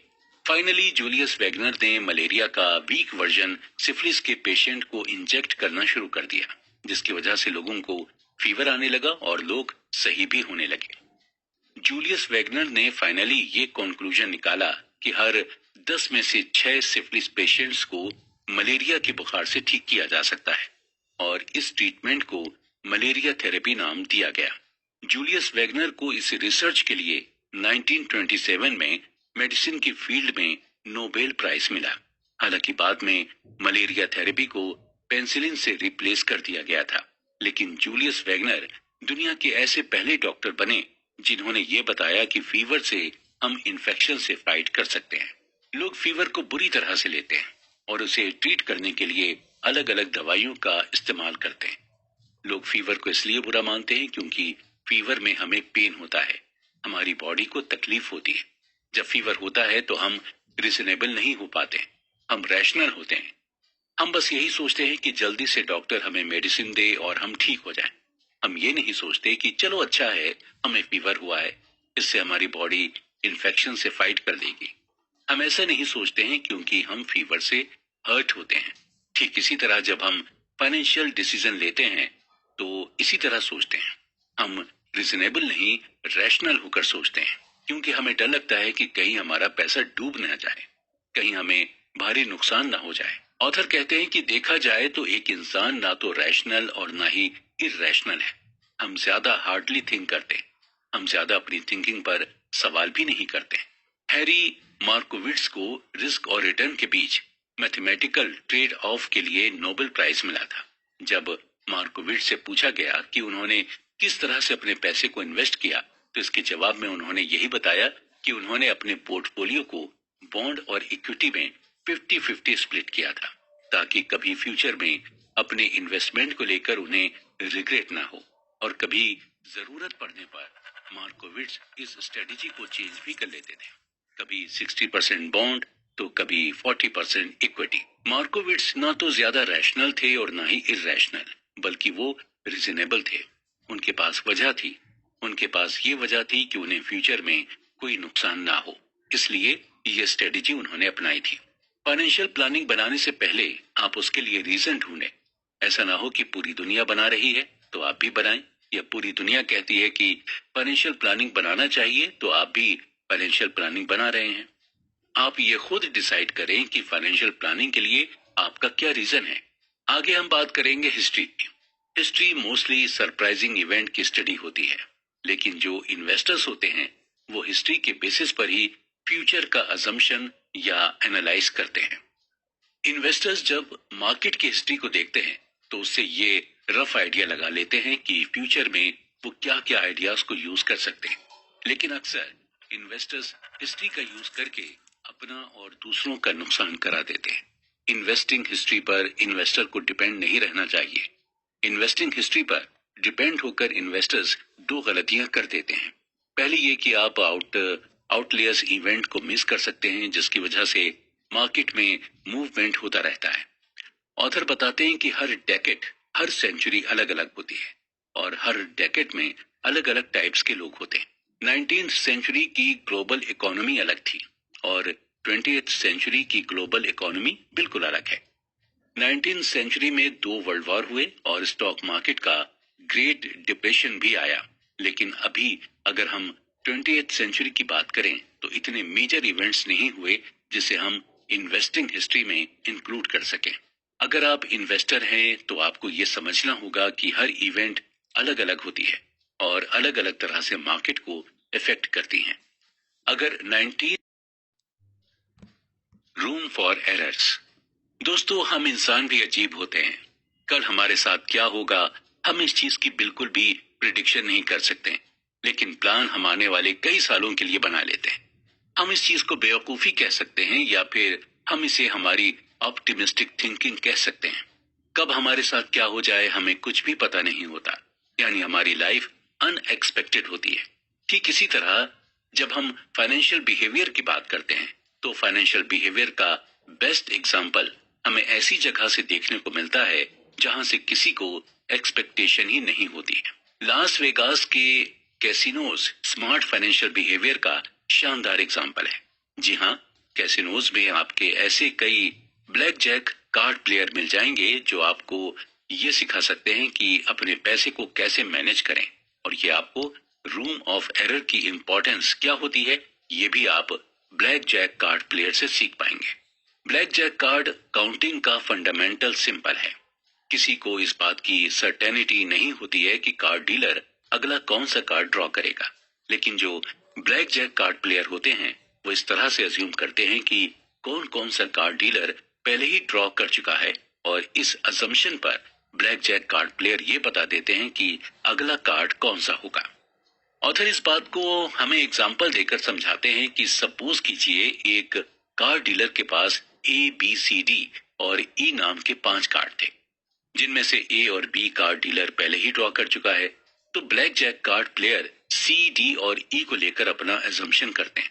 वो अपनी प्रोबेबिलिटी को कम करने की कोशिश करते हैं, यानी वो रूम फॉर एरर का चांस नहीं देते।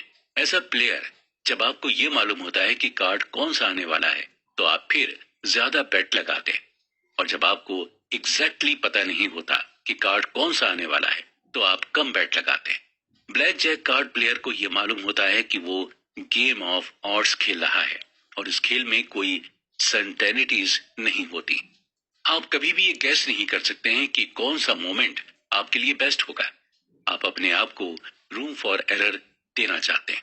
आपको ये मानकर चलना होगा कि आपने जो प्लान बनाया है हो सकता है वो प्लान काम ना करे।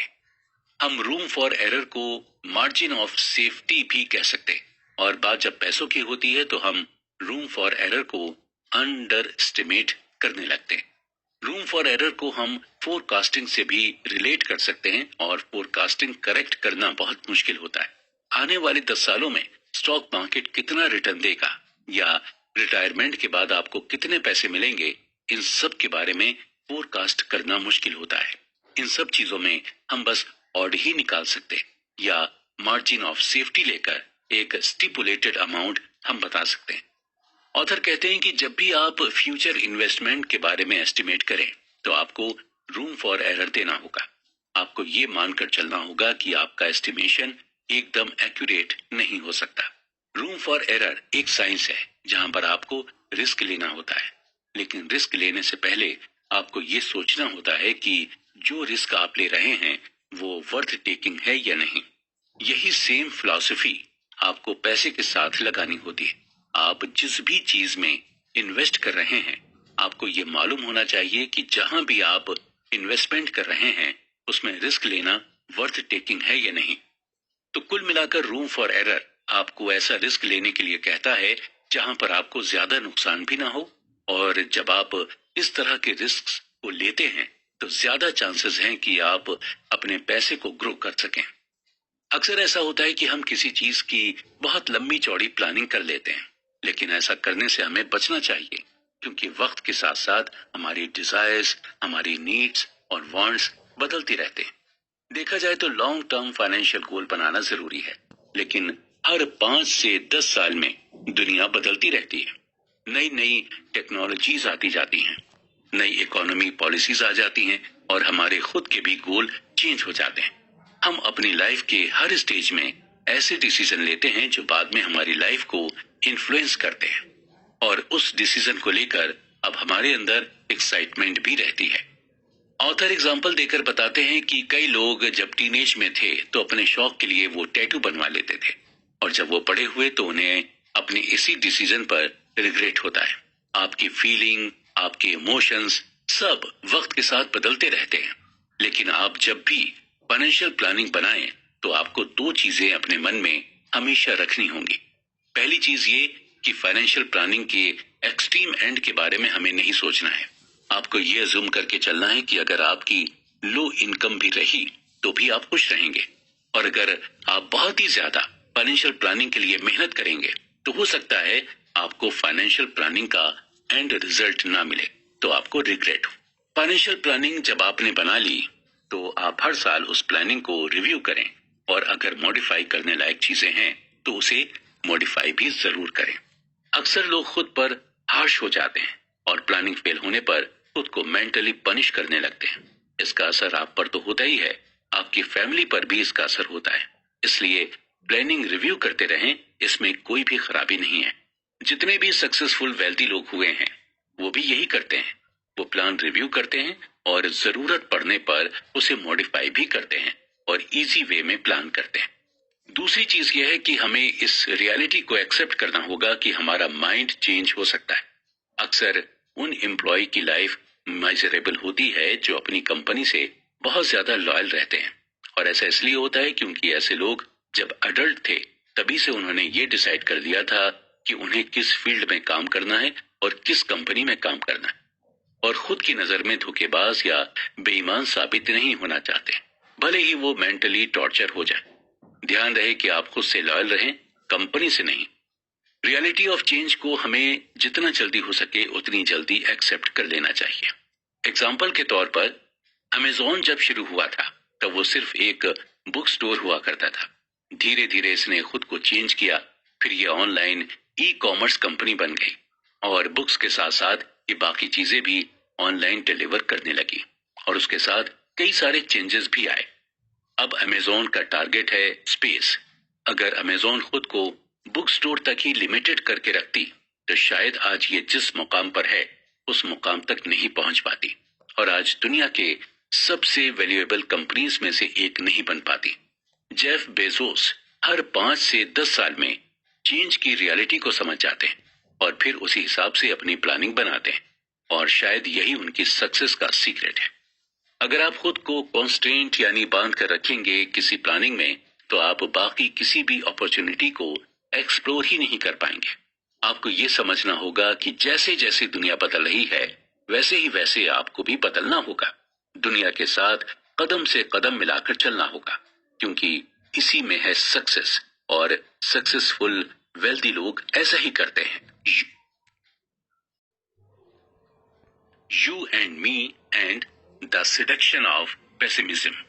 लालच ह्यूमन नेचर का ही पार्ट है, और हम सबके अंदर कहीं ना कहीं किसी न किसी चीज के लिए लालच भरा होता है। वो लालच चाहे मेटेरियलिस्टिक चीजों के लिए हो या फिर इमोशनल चीजों के लिए हो। कई बार ऐसा होता है कि मार्केट में कुछ ऐसे प्रोडक्ट्स होते हैं जिनके रेट अचानक से बढ़ने लगते हैं, और हमें समझ में ही नहीं आता कि इन प्रोडक्ट्स का रेट क्यों बढ़ने लगा है। ज्यादातर लोगों को यही लगता है कि किसी प्रोडक्ट का रेट बढ़ने की वजह लालच होता है।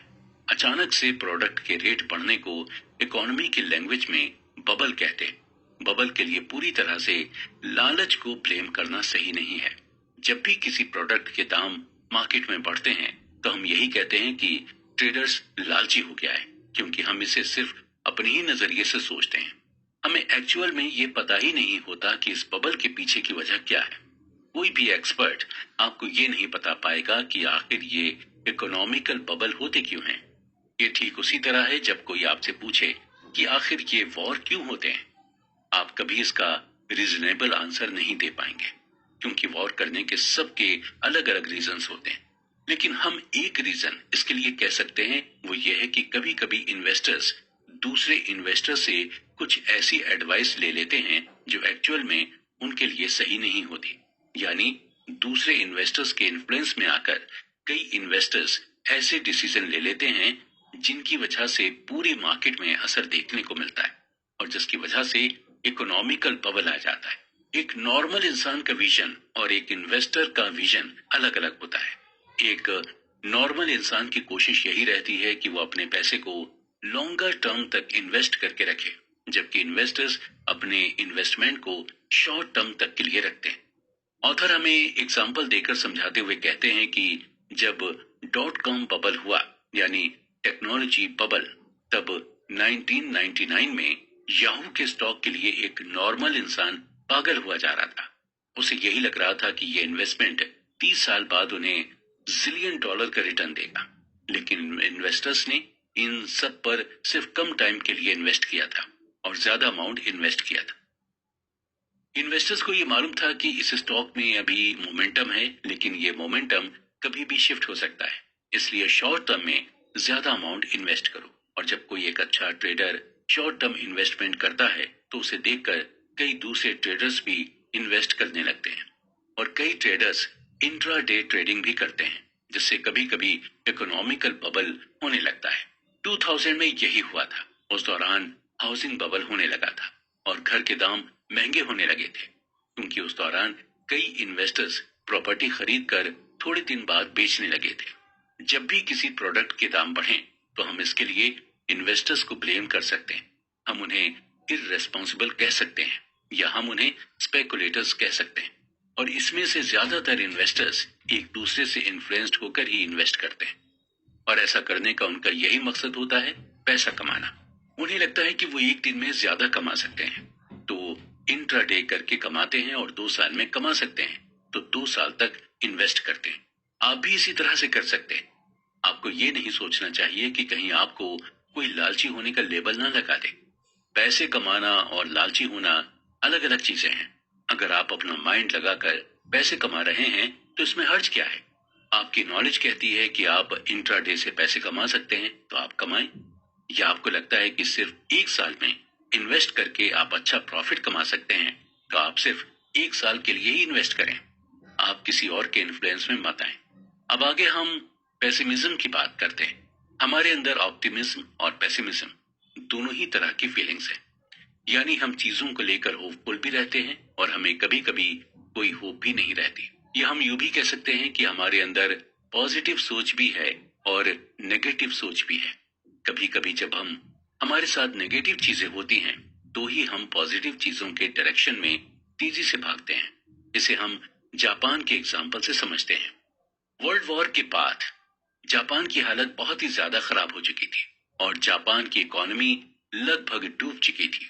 जापान ऑलमोस्ट इंडस्ट्रियली, सोशली और इकोनॉमिकली बर्बाद हो चुका था।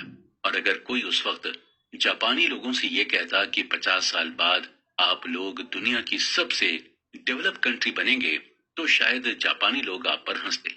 लेकिन हुआ यही, जापानियों ने इन 50 सालों में इतनी ज्यादा तरक्की कर ली कि इसकी इकोनॉमी का लोग एग्जाम्पल देने लगे थे और इसने हर फील्ड में खुद को डेवलप कर लिया था।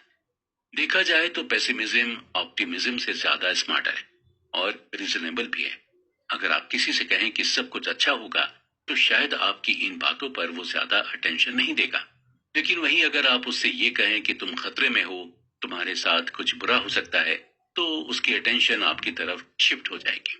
ऑथर की माने तो मोस्टली जब आप किसी से कहते हैं कि तुम कुछ नहीं कर पाओगे, तुम्हारी लाइफ में कुछ नहीं हो पाएगा, तो ये बात उस इंसान को चुभती है और आपकी ये बात उसके लिए फ्यूल का काम करती। और वही इंसान कुछ साल के बाद आपको गलत साबित कर देता है। यानी आपने पेसिमिज्म एटीट्यूड दिखाकर सामने वाले को ऑप्टिमिज्म की तरफ शिफ्ट कर दिया।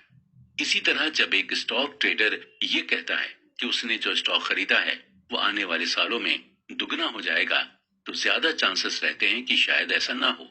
वहीं जब कोई ये बोलता है कि जो स्टॉक उसने खरीदा है वो एकदम बेकार है, तो अक्सर वही स्टॉक अच्छा परफॉर्मेंस दे देता है। बात जब पैसे की आती है तो आपको थोड़ा पेसिमिस्टिक होकर सोचना चाहिए, क्योंकि इससे आपको फाइनेंशियल लॉस कम फील होगा। एग्जाम्पल के तौर पर जब आप किसी को अपने पैसे उधार देते हैं तो उधार देते वक्त आपको मन में कहीं ना कहीं ये सोच लेनी चाहिए कि आपके पैसे अब शायद नहीं मिलेंगे। जब जब आप इस तरह की सोच अपने मन में रख लेते हैं तो आपको फाइनेंशियल लॉस की ज्यादा टेंशन नहीं रहती।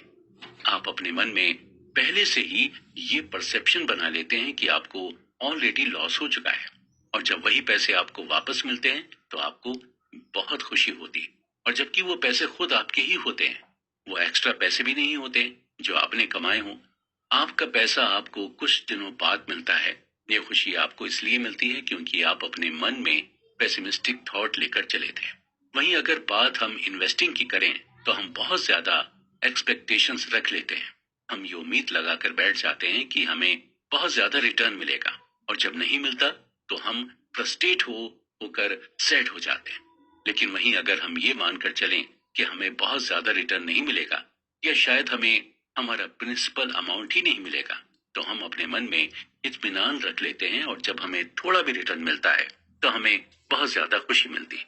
इसलिए पैसों के मामले में ज्यादातर पेसिमिज्म सोच रखें, वो भी तब जब आप अपने पैसे को कहीं इन्वेस्ट कर रहे हैं। अदरवाइज आपको हमेशा ये सोचना चाहिए कि आप एक दिन वेल्दी जरूर बनेंगे। When you will believe in anything। दोस्तों, अक्सर हमने हॉलीवुड की फिल्मों में देखा है कि कैसे एलियंस अमेरिका के शहरों में अटैक कर देता है। तो चलिए उन्हीं एलियंस का एग्जाम्पल लेते हैं।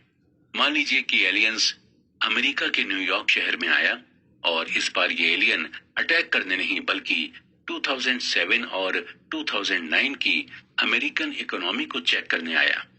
2007 में उसने देखा कि लोग मौज मस्ती कर रहे हैं, पार्टी कर रहे हैं, अच्छा खा रहे हैं, अच्छे अच्छे कपड़े पहन रहे हैं। 2009 में फिर उसने देखा कि लोग पार्टी कर रहे हैं, अच्छा खा पी रहे हैं और अच्छे अच्छे कपड़े पहन रहे हैं। यानी 2007 और 2009 की लाइफस्टाइल में ज्यादा डिफरेंस नहीं था। जब एलियन ने डिफरेंसेस को क्लोजली नोटिस करना शुरू किया तो उसने ये देखा कि लोग तो नहीं बदले, लेकिन टेक्नोलॉजी जरूर बदल गई।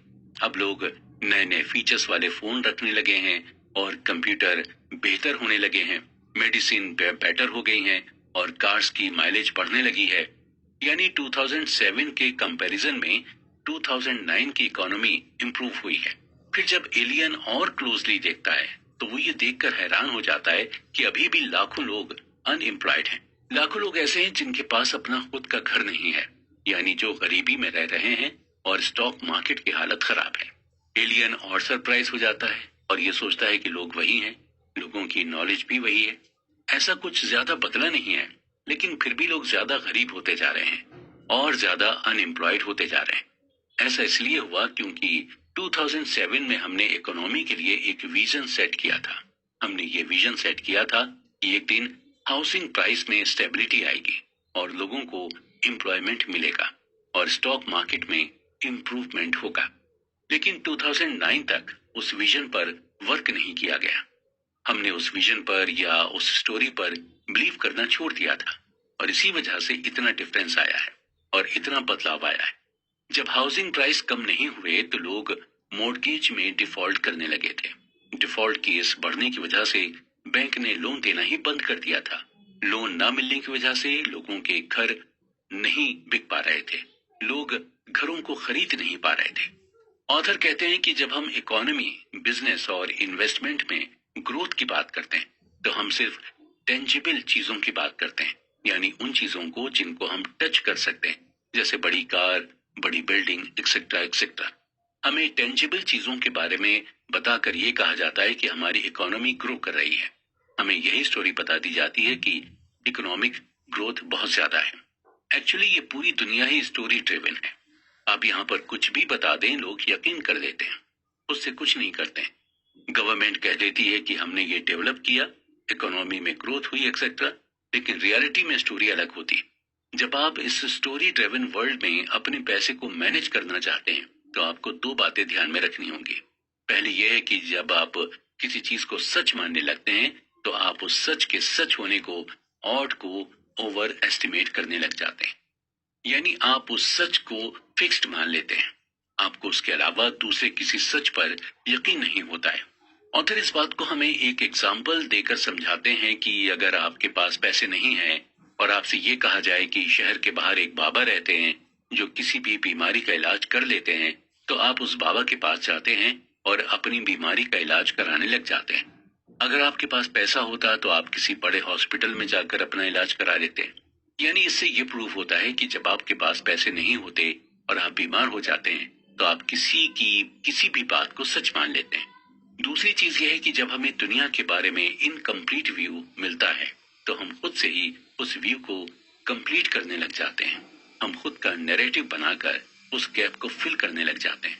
अगर ऐसा होता है कि जब आप किसी को कोई बात बताते हैं तो वो इंसान जब किसी और को आपकी बात बताता है तो उसमें वो अपना नैरेटिव डाल देता है या एक दो चीजें अपनी तरफ से भी ऐड कर लेता है। इस बात को ऑथर हमें एग्जाम्पल देकर समझाते हैं कि जब हम छोटे थे और हमारी दादी नानी हमें भूतों की कहानियां सुनाती थी और उन कहानियों को जब हम अपने दोस्तों को सुनाया करते थे तो उसमें हम कुछ अपना भी इनपुट डाल देते थे ताकि हमारे दोस्तों को हमसे ज्यादा डर लगे। हम ह्यूमंस का माइंडसेट ही ऐसा होता है, जब हम किसी स्टोरी से सेटिस्फाई नहीं होते तो हमें इनकम्प्लीट सी लगती है, तो उसे कंप्लीट या इंटरेस्टिंग बनाने के लिए उसमें अपना नैरेटिव डाल देते हैं। ऐसा करके हमारे माइंड को सेटिस्फेक्शन मिलता है। हम सबको यही लगता है कि हम जो अपने आसपास देख रहे हैं वही सच है, लेकिन हमें ये नहीं पता होता कि अंदर की स्टोरी अलग है। हमें जो हायर अथॉरिटी बोल देती है हम वही मान लेते हैं। बात जब पैसे की हो तो आपको सबकी बात नहीं माननी होती, आपको खुद रियलिटी का पता लगाना होता है। आपको अपने इन्वेस्टमेंट की सच्चाई को जानना होता है, क्योंकि जब तक आप इस सच्चाई को नहीं जानेंगे तो आपको इस बड़ी सी मार्केट में कोई भी बेवकूफ बना सकता है। All together now confession. हम आपको नहीं जानते और आप हमें नहीं जानते हैं। आपको अपने पैसों के साथ क्या करना है ये आपसे बेहतर और कोई नहीं जानता। अपने पैसे के आप खुद मालिक हैं। आप चाहे इसे सेव करके रखें या फिर इसका इन्वेस्टमेंट कर दें। यहाँ पर हम सिर्फ आपको रिकमेंड कर सकते हैं और पैसों की साइकोलॉजी ही बता सकते हैं। बाकी चीजें आपको ही करनी और कैसे करनी है ये भी आपको ही डिसाइड करना होगा। हम आपको बस यही बता सकते हैं कि ये दुनिया बहुत ही कॉम्प्लेक्स है और रिस्क एंड लक दोनों से ही चलती है। आपको लक और रिस्क दोनों की ही ताकत को अच्छी तरह से समझना होगा कि कोई चीज आपको लक से मिल सकती है और कोई चीज आपको रिस्क से। आपको ये भी ध्यान रखना होगा कि जितना कम आपके अंदर ईगो होगा उतना ही आप पैसे को अपनी ओर अट्रैक्ट करते जाएंगे। पैसे की ये खासियत होती है कि ये उनके पास ही हमेशा टिका रहता है जो हम्बल होते हैं और जिनके अंदर ह्यूमिलिटी होती है। इसके साथ आपको भी ये ध्यान रखना होगा कि आपको अपने पैसे इस तरह से मैनेज करने हैं कि आप रात में सुकून से सो सकें। आपको पैसे इस तरह से कमाने हैं कि आपको नींद अच्छी आए। ऑथर कहते हैं कि अगर इन्वेस्टमेंट में कोई चीज आपके फेवर में नहीं जा रही है तो उससे परेशान होने की बिल्कुल भी जरूरत नहीं है। आप हर बार जीत सकते हैं, कभी कभी आपको हार को भी गले लगाना होता है। अगर आप चाहते हैं कि आपके पास पैसा बना रहे तो आपके पास जितना पैसा है आप उसी में खुश रहना सीखें। जब आप अपने पैसे से खुश रहेंगे तो पैसे आपके पास खुद ब खुद आएंगे। पैसे का इस्तेमाल आप टाइम को कंट्रोल करने में लगाएं, यानी पैसे से अपनी लाइफ को कंट्रोल करना सीखें। पैसे कमाने का मजा तभी है जब आप अपने हिसाब से चीजों को कर सकें, अपने मन के मुताबिक अपनी लाइफ को एंजॉय कर सकें। लोगों के साथ अच्छा बिहेव करने की कोशिश करें, क्योंकि लोग आपकी मटेरियलिस्टिक चीजों से ज्यादा दिन तक इम्प्रेस नहीं रहते। जो लोग ज्यादा शो ऑफ करते हैं पैसा उनके पास ज्यादा दिनों तक टिक नहीं पाता। पैसों का इस्तेमाल कभी भी शो ऑफ करने के लिए ना करें। जितना हो सके अपने पैसे को बचाएं, क्योंकि आज अगर आप पैसे को बचाएंगे तो कल यही पैसा आपको भी बचाएगा। अपनी कार के लिए या अपने घर के लिए बचाना अच्छी बात है, लेकिन खुद के लिए भी आपको पैसे बचाना चाहिए, क्योंकि कभी कभी ऐसी भी इमरजेंसी आ जाती है जहां पर आपका बचाया हुआ पैसा बहुत काम आ जाता है। अपने लिए कॉस्ट ऑफ सक्सेस को डिफाइन करें और उसके लिए पे करने के लिए रेडी रहें, क्योंकि हमें कोई भी चीज फ्री में नहीं मिलती है, हमें हर चीज के लिए पे करना पड़ता है। साथ ही साथ आपको रिस्क लेने से भी नहीं घबराना चाहिए। जहां आपको लगता है कि रिस्क लेना वर्थ इट है या रिस्क का असर आप पर ज्यादा नहीं होगा तो रिस्क लेने से घबराएं नहीं, क्योंकि रिस्क बाद में आपको पे जरूर करेगा। अपने गेम को डिफाइन करें, यानी लोगों को ये बताएं कि आप क्या हैं और आपकी वैल्यू क्या है और पैसे को लेकर आपकी सोच क्या है। और आपको ये मेक श्योर करना होगा कि आपके एक्शन से दूसरे लोग इन्फ्लुएंस्ड ना हो। दूसरे के डिसीजन की रिस्पेक्ट करें, स्पेशली फाइनेंस में, क्योंकि हर इंसान के अपने अलग अलग फाइनेंशियल गोल होते हैं और अलग अलग अप्रोच भी होती हैं, और उसी गोल और अप्रोच से एक इंसान अपना डिसीजन बना लेता है। आप वही करें जो आपके लिए फाइनेंशियली वर्क करता है। आपको ये जानना होगा कि आपकी फैमिली सेविंग के बारे में क्या सोचती है। आप अपनी फैमिली से अपने सेविंग प्लान के बारे में डिस्कस कर सकते हैं और उन्हें ये बता सकते हैं कि सेविंग करना कितना जरूरी है। अगर आप शादीशुदा हैं तो आप अपनी वाइफ के साथ मिलकर भी सेविंग कर सकते हैं और उन्हें इंडिविजुअली सेविंग करने के लिए भी मोटिवेट कर सकते हैं। इसके अलावा आप किस चीज के लिए सेविंग कर रहे हैं इसका भी आपको टारगेट बनाना होगा। आप घर के लिए सेविंग कर रहे हैं या फिर कार खरीदने के लिए सेविंग कर रहे हैं या किसी जगह हॉलीडे मनाने की सेविंग कर रहे हैं, ये आपको अपने घर वालों के साथ डिस्कस करना होगा। जब आप अपने घर वालों के साथ अपनी सेविंग के प्लान को डिस्कस करेंगे तो आप और ज्यादा मोटिवेटेड फील करेंगे। दूसरी चीज ये है कि आपको अपने इन्वेस्टमेंट प्लान के बारे में भी अपने घर वालों को बताना होगा और उनसे ये डिस्कस करना होगा कि आप किस चीज में अपने पैसे को इन्वेस्ट कर रहे हैं। आपके लिए ये जानना जरूरी है कि आपके घर वाले इन्वेस्टिंग के बारे में क्या सोचते हैं। आपको अपने घर वालों को स्टॉक मार्केट के बारे में बताना होगा और उन्हें ये समझाना होगा कि अगर स्टॉक मार्केट में आपको नॉलेज है तो स्टॉक मार्केट में इन्वेस्ट करने से बिल्कुल भी घबराना नहीं चाहिए। आपको अपनी वाइफ या फिर अपने पेरेंट्स को स्टॉक मार्केट में इन्वेस्ट करने के लिए मोटिवेट करना चाहिए। ऑथर आगे कहते हैं कि आपको स्ट्रांगली अपनी फाइनेंशियल फ्रीडम पर वर्क करना चाहिए। हमारा जो भी फाइनेंशियल गोल है उसकी तरफ धीरे धीरे कदम बढ़ाना चाहिए और हमारा ये कदम सही डायरेक्शन में तभी बढ़ेगा जब हम साइकोलॉजी ऑफ मनी को समझ जाएंगे और अपने दिमाग में पूरी तरह से इसे बसा लेंगे।